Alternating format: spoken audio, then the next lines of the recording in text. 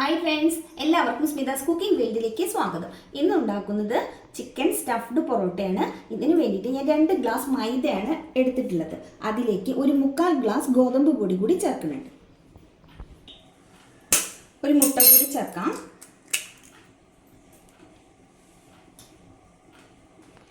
ആവശ്യത്തിനുള്ള ഉപ്പ്, 1/4 കപ്പ് പാല് മിക്സ് ചെയ്ത് കൊടുക്കാം.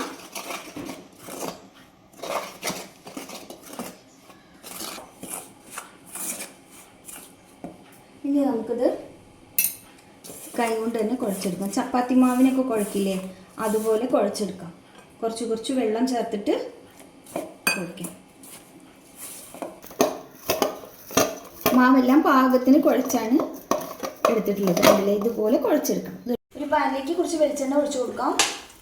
സൺഫ്ലവർ ഓയിൽ വേണമെങ്കിലും ഉപയോഗിക്കാം കേട്ടോ. ഞാനിപ്പോൾ വെളിച്ചെണ്ണ എടുക്കുന്നേ ഉള്ളൂ.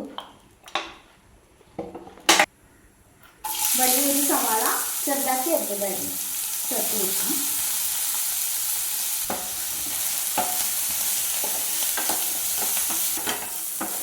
സവാള ചെറുതായി ഒന്ന് വാടി വരുമ്പോൾ 1 ടീസ്പൂൺ ജിഞ്ചർ ഗാർലിക് പേസ്റ്റ് കൂടി ചേർത്തിട്ട് വീണ്ടും നന്നായി ഒന്ന് ഇളക്കി കൊടുക്കാം.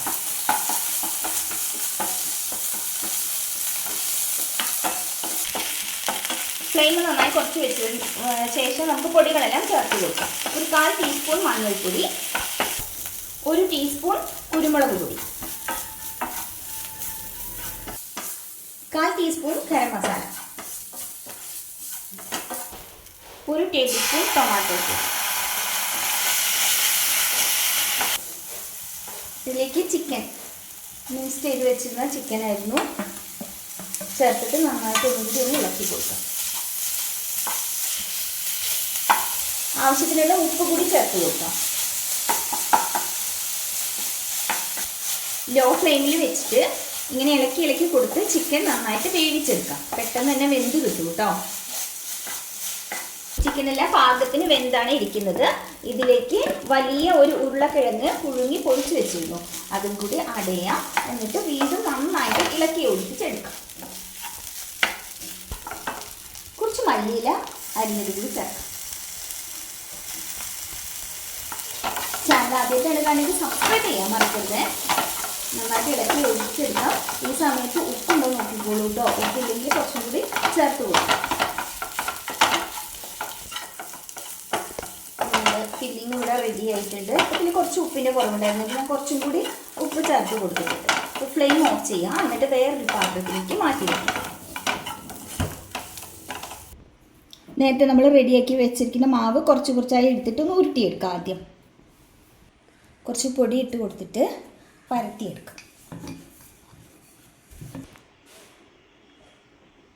പരത്തിയെടുത്ത ചപ്പാത്തിയുടെ ഒരു സൈഡിലായിട്ട് നമ്മൾ തയ്യാറാക്കി വെച്ചിട്ടുള്ള ഫില്ലിങ് വെച്ച് കൊടുക്കാം.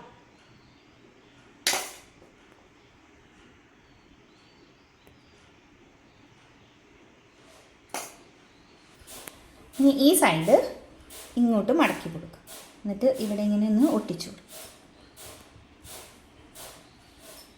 ഇതുപോലെ തന്നെ ബാക്കിയെല്ലാം നമുക്ക് ഉണ്ടാക്കിയെടുക്കാം.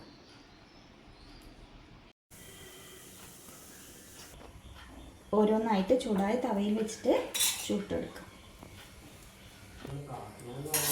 ഒരു സൈഡ് ആകുമ്പോഴും മറച്ചിട്ട് കൊടുക്കാം.